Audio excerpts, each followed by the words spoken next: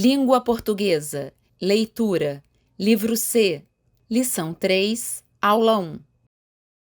Olá, bem-vindos para mais uma lição.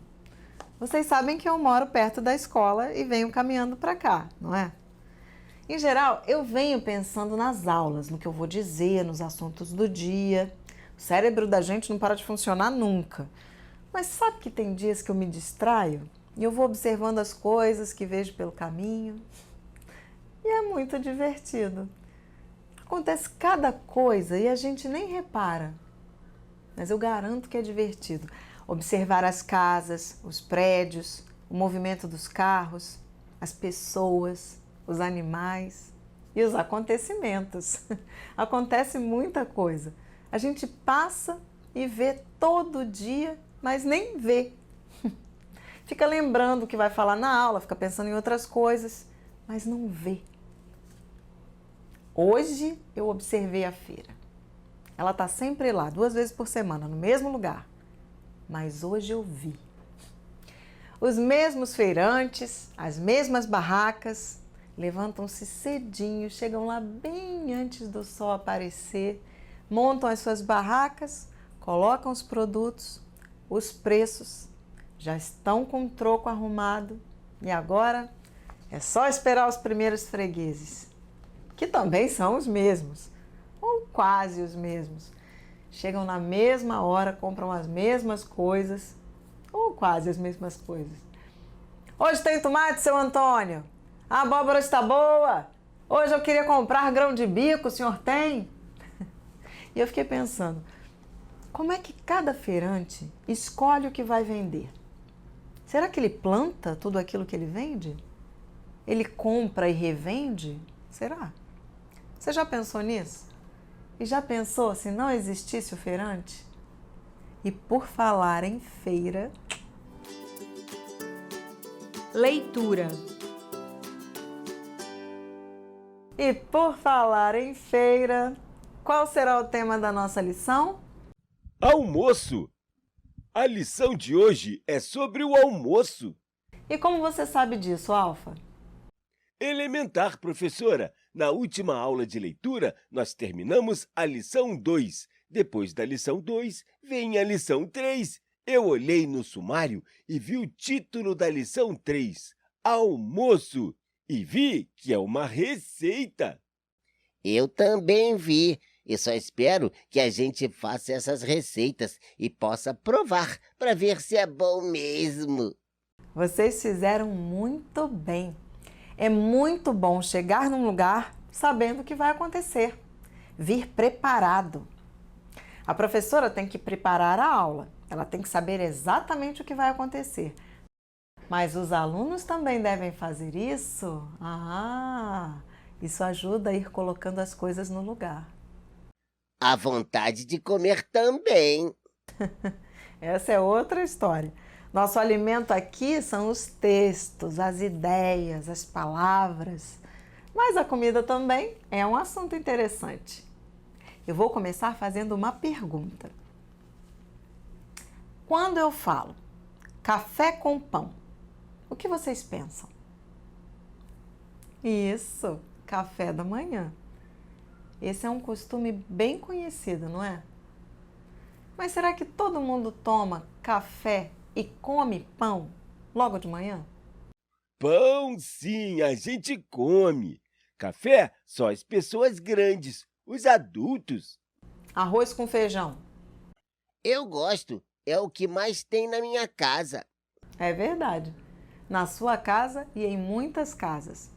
Mas será que tem na maioria das casas? Em todos os lugares do Brasil? Será que em outros lugares as pessoas almoçam arroz com feijão? Arroz com feijão. Arroz e feijão. Baião de 2. Arroz com feijão. Arroz e feijão. A gente pode falar de um jeito ou de outro. Mas há lugares no Brasil, sobretudo no Nordeste, que dizem baião de 2. E por que eles chamam o arroz de feijão de baião de 2? É uma longa história. É uma tradição. Arroz com feijão são dois ingredientes muito comuns no Brasil.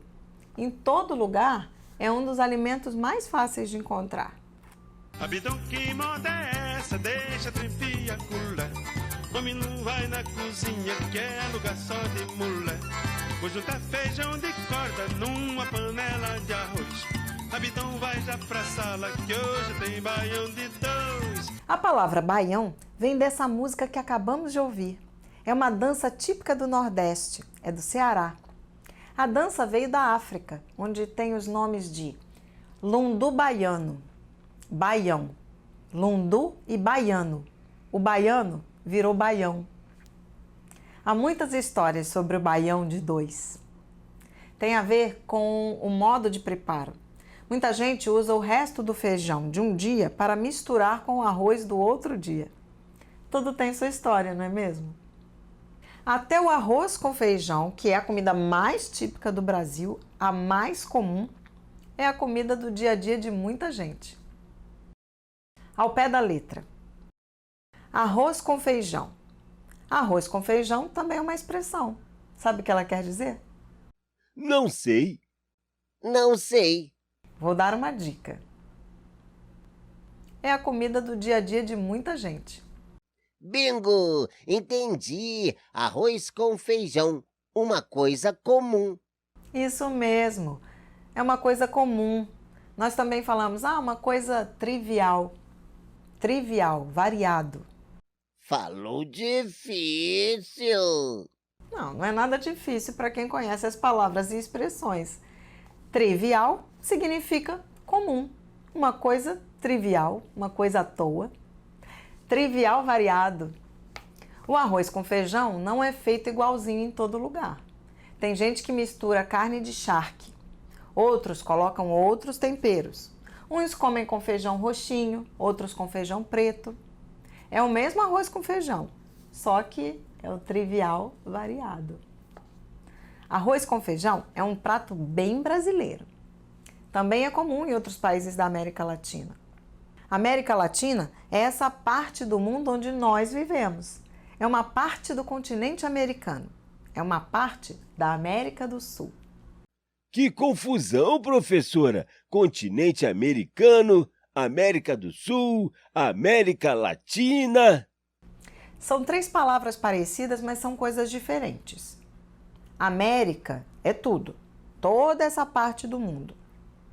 É um continente. Um montão de terra cercado de água. Isso, Beto. Continente é uma porção de terra banhada de água. Uma porção pequena é uma ilha. Uma porção grande é um continente. O continente americano é banhado pelo Oceano Atlântico de um lado e pelo Oceano Pacífico do outro lado. Este é o continente. Continente americano ou América. A América é dividida em três partes: a América do Norte, a América Central e a América do Sul. O Brasil está na América do Sul. Isso mesmo, o Brasil está na América do Sul. E a maioria desses países falam línguas que vieram do latim. Como o português. Isso, o português, o espanhol e o francês. Esses países formam a América Latina. Então é um baião de três. O continente americano, a América Latina, a América do Sul. Mais ou menos, Beto. Tem países da América Central que falam espanhol e países da América do Sul que falam inglês, como a Guiana. Que salada! Boa, Beto! Não é baião de dois, é uma salada. Mas, como numa salada, dá pra gente saber o nome de cada coisa, o nome de cada ingrediente. E por falar em salada, bem, isso vai ser uma surpresa? Depois eu conto. Café com pão, café com leite, o pão nosso de cada dia. Café com pão, café com leite. O que a gente lembra quando ouve essas palavras? Do café da manhã. De uma comida comum, o tal do triviado. Trivial variado, coisas comuns do dia a dia. o pão nosso de cada dia. Isso é uma oração, uma reza. É da oração do Pai Nosso. E o que isso quer dizer na oração do Pai Nosso? É rezando para ter o que comer cada dia. Isso mesmo, na oração as pessoas dizem: o pão nosso de cada dia nos dai hoje. Eles pedem para ter pão todos os dias. O arroz é mais comum em alguns países, mas não em todos. O pão existe em todos os lugares, desde muitos e muitos anos, desde que a humanidade aprendeu a plantar o trigo. Cada lugar faz um tipo de pão, mas o pão existe em todo lugar. E a expressão também, o pão nosso de cada dia. Uma coisa que a gente precisa sempre, uma coisa importante. A gente diz uma coisa vital, que dá vida, que garante a vida. Barriga cheia. Trivial, vital. Trivial, uma coisa simples, fácil de fazer. Vital, uma coisa necessária para a vida. O pão é um alimento trivial, mas é vital. Engraçado, não é? Uma coisa simples, trivial, que tem em todo lugar, mas que é vital. Como a feira, que vende os produtos para as famílias. Uma coisa simples, as pessoas, as bancas, as comidas do dia a dia, coisas triviais, mas são coisas vitais. Puxa, professora, tô ficando com fome. E hoje foi só comida, mas foi só falar. Comer que é bom. Mas calma, nem chegamos no almoço, no texto sobre o almoço. Hoje nós ficamos só nos preparando, alimentando o espírito, alimentando o cérebro. Aprender alimenta o cérebro, sabiam? Fluência de leitura. Por falar em comida, que tal uma leitura sobre maçã? Hoje nós vamos começar a ler este livro. Observem bem a capa.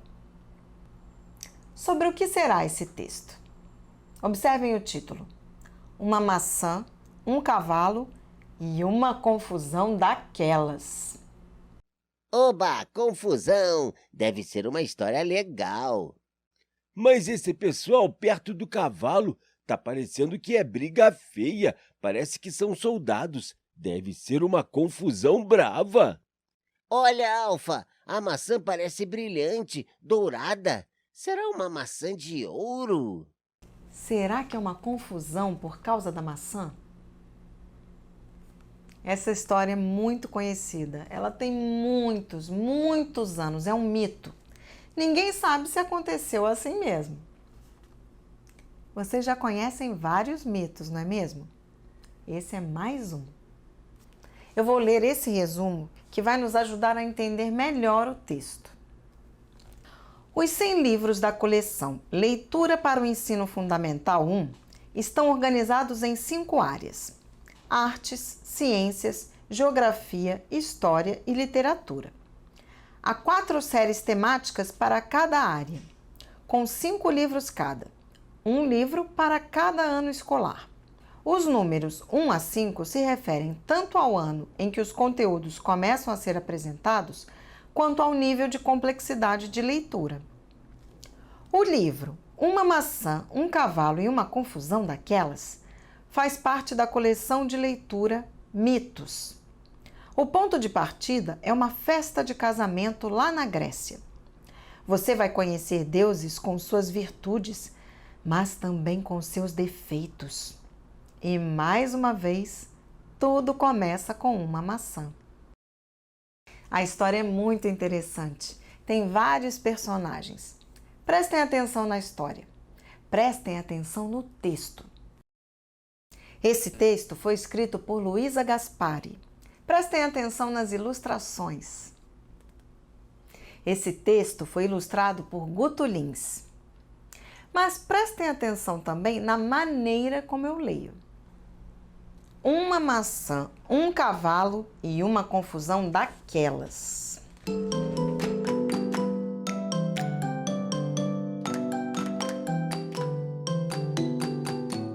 Esta história começa na Grécia há milhares de anos. Na verdade, essa história é um mito grego.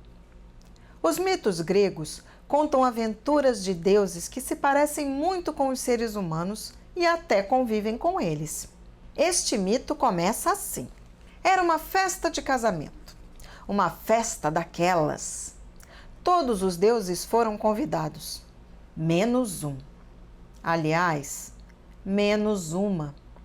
Eris, a deusa da discórdia. Discórdia é briga, conflito, confusão, bafafá. Você chamaria Eris para o seu casamento? Nem eu. Mas Eris não gostou de ficar de fora da comemoração. E adivinha? Ela foi, mesmo sem ser convidada. Eris não só foi no casamento, como fez questão de levar um presente muito valioso. Ela levou uma maçã. Não faça essa cara. A maçã era de ouro puro, valia muito. Como toda deusa que se preze, Eris chegou chegando. Usava um vestido dourado feito de ouro e pedras preciosas e joias, muitas joias. Não havia quem ficasse sem olhar para ela. Enquanto a festa acontecia, Eris jogou a maçã de ouro para o alto. A fruta dourada ficou flutuando no ar e Eris falou com aquela voz de deusa. Ouçam todos o que vou dizer. A deusa mais linda desta festa vai ficar com esta maçã de ouro. Você está pensando que vem de novo a história da maçã? Tudo a ver. No caso da Branca de Neve, a maçã era a fruta mesmo. Neste mito, era de puro ouro.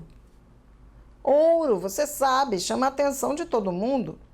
E chamou a atenção das deusas da festa. O que aconteceu? Briga, discórdia, conflito, confusão, bafafá. As deusas começaram a discutir. Qual delas era a mais linda? Quem deveria ficar com a maçã dourada? Pensavam que a maçã era a maçã do amor. E 3 deusas resolveram disputar a maçã. Afrodite, a deusa do amor. Hera, a deusa rainha. Atena, a deusa da sabedoria. E mesmo sendo essas maravilhas, elas brigaram feio. A essa altura, você deve estar sentindo falta de um personagem importante, a noiva. Afinal, isso é ou não é uma festa de casamento? Pois bem, a noiva era a ninfa Tétis. Na mitologia grega, ninfas são seres mágicos e imortais. Tétis não estava se casando com um deus. Seu noivo era um mortal. Tétis queria ter filhos, mas não queria que fossem mortais como seu marido. E agora? Pausa para falar do futuro. Tétis teve filhos assim mesmo. Quando nascia um filho, ela fazia um teste de resistência. A criança era mergulhada em um rio sagrado. As águas do rio tornariam seus filhos imortais. Mas as crianças não sobreviviam ao serem mergulhadas. Acontece que Tétis teve um menino muito forte. Ela segurou o filho pela pontinha do calcanhar, mergulhou no rio e... ele sobreviveu. Tétis finalmente conseguiu. Seu filho seria imortal. Será? E aquele pedacinho do calcanhar que não se molhou no rio? Bom, o menino recebeu o nome de Aquiles. A vida seguiu. Volta ao casamento. As deusas continuavam brigando. Brigavam pela maçã, brigavam para ser a mais bonita, brigavam e brigavam. Ninguém se metia na briga delas e a confusão durou por muito tempo. Até que um dia, Zeus, o deus dos deuses, resolveu se meter na briga. O Todo-Poderoso saiu do seu lugar sagrado, o Olimpo, e foi lá acalmar as deusas. Ele não aguentava mais tanta confusão. E teve uma ideia. O tempo fechou no casamento. ventos e trovões cobriram a festa. Todos ficaram calados e esperando o pior. Afinal, Deus, o Deus dos deuses, estava bravo. Então ele falou com aquela voz que faz estremecer. Quem pode explicar o motivo da discórdia? As deusas falavam ao mesmo tempo e também tentavam pegar a maçã de ouro que flutuava no ar. Zeus decidiu que Paris, o príncipe de Troia, iria resolver a questão. Paris não era bonito, era lindo. E Zeus achou que era preciso alguém assim para julgar a beleza das deusas. Assim, Paris ficou com a responsabilidade de resolver a briga pela maçã. E as 3 deusas foram levadas até ele por Hermes, o mensageiro. Hermes podia voar porque tinha asas nos pés. Então ele pegou a maçã que flutuava e disse: a deusa que você achar a mais linda ganha a maçã dourada. Mas as 3 deusas queriam ganhar e começaram a oferecer presentes para agradar Paris. A deusa Hera ofereceu a ele toda a Ásia. Tudo fará parte do seu reino se você me escolher. Atena piscou seus olhos cinzentos e sorriu. Se me escolher, farei de você o homem mais sábio de todos. A deusa do amor, Afrodite, usou sua especialidade. A mulher mais linda da terra se apaixonará por você se você me der a maçã dourada. Paris era um príncipe ainda muito jovem. Ele não ligava muito para ter poder ou sabedoria. Ele gostava mesmo era de beleza e romance. Isso significa que Paris deu a maçã para Afrodite. O que Paris nem Afrodite suspeitavam é que a mulher mais linda na terra já era casada. Era Helena, rainha de Esparta. Helena era casada com Menelau, o rei de Esparta. Mas agora Paris queria se casar com ela. A beleza de Helena era falada em todas as partes do mundo. Muitos homens brigavam por ela. Quando Helena chegou à idade de se casar, seu pai não sabia o que fazer. Naquela época, os pais escolhiam os noivos para as filhas. Eram tantos pretendentes. Tíndaro, o pai de Helena, tinha medo de que os pretendentes rejeitados atacassem o seu reino. Mas Ulisses, sábio e jovem príncipe de Troia, teve uma ideia. Ele pediu a mão da irmã de Helena em casamento. Em troca, Ulisses daria uma solução para Tíndaro. A solução veio na forma de uma regra. Na verdade, de 2 regras. Primeira regra: cada pretendente que perdesse deveria aceitar a decisão. Segunda regra: todos deveriam jurar que iriam proteger Helena se ela fosse raptada. Parece que Ulisses já estava sentindo o cheiro de guerra no ar. Todos os pretendentes concordaram. Afinal, cada um achava que seria o escolhido. Tíndaro escolheu Menelau, o poderoso rei de Esparta, para ser o marido de Helena. E todos os pretendentes partiram sem brigar. Um belo dia, Paris visitou Esparta. Foi então que a promessa de Afrodite se cumpriu. Helena morreu de amores por ele e ele por ela. Estavam perdidamente apaixonados. Decidiram fugir para Troia. Toda a população festejou a chegada deles. Todos estavam orgulhosos de ter a mulher mais linda do mundo como sua princesa. Mas Menelau não ia deixar por isso mesmo. Resolveu brigar por sua esposa. Ele chamou todos os pretendentes de Helena e disse: vocês se lembram da promessa a Tíndaro? Helena é minha esposa e comigo deve ficar. Todos concordaram e embarcaram em vários navios de guerra. Os gregos estavam indo a Troia buscar Helena. Como era de se esperar, os troianos se recusaram a devolver Helena. Então, Começou a guerra.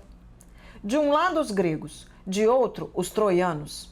Ninguém concordava com ninguém. Todos lutavam por Helena.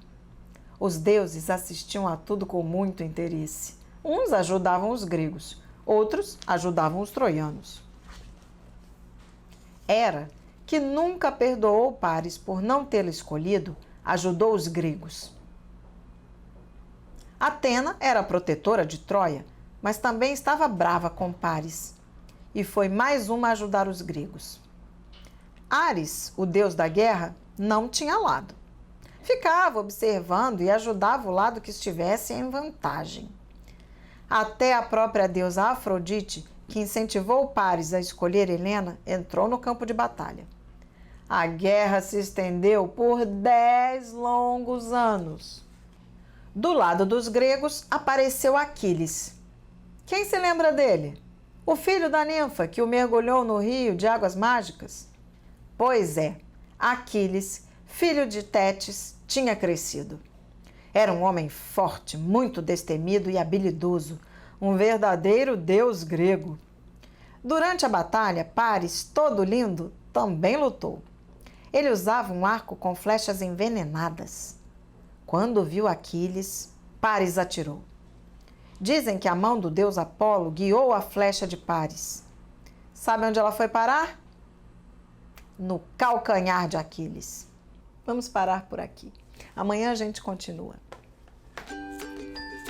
Resumo da aula.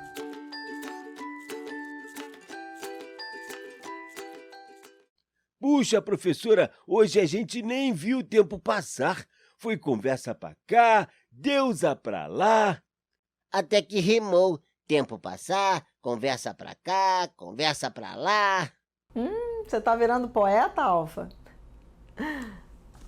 Foi um bom papo hoje, não foi? E quanta coisa aprendemos. Nós começamos na feira e acabamos numa briga por causa de uma maçã. Mas o tempo todo nós estamos tratando de um assunto muito importante: a alimentação, os hábitos de alimentação, o que é comum entre todos os países, o que é diferente. Aprendemos também um pouco de geografia, não foi? Continente americano, Américas, América do Norte, América Central, América do Sul, América Latina. Agora já sabemos bem essas diferenças, não é mesmo? Para nós agora é arroz com feijão, baião de 2. Dever de casa. Dever de casa. Leitura. Página 26. Ler o texto sobre tabule. Pesquisar sobre a palavra tabule e a origem do tabule. Fluência de leitura. Página 36. Verbos no modo imperativo. Vocês vão ler com atenção o texto da lição 3. O título é Almoço. Vocês vão ler apenas a receita do tabule e vão pesquisar sobre essa palavra. Vamos ver como e onde vocês vão pesquisar. Vamos ver o que vocês vão encontrar. Fluência de leitura. Treinar os verbos no modo imperativo. Treina, treine, treinem. Treinai, treinem. Treinem bastante. Combinado?